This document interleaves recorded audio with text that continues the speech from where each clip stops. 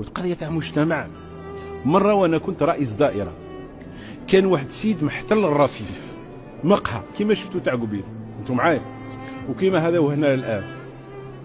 وحاولت بقدر الإمكان آنذاك ما تحرش الرصيف.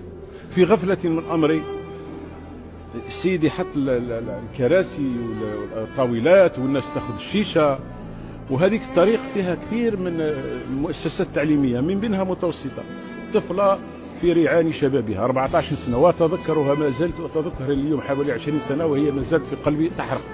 طفلة مسكينة كي تجي تدخل ما تقدرش تفوت بين طاولات، وتعرفوا ماذا يوقع كي تدخل طاولات. حاولت تتجنبهم، يضربها شاحنة تموت سير بلاص.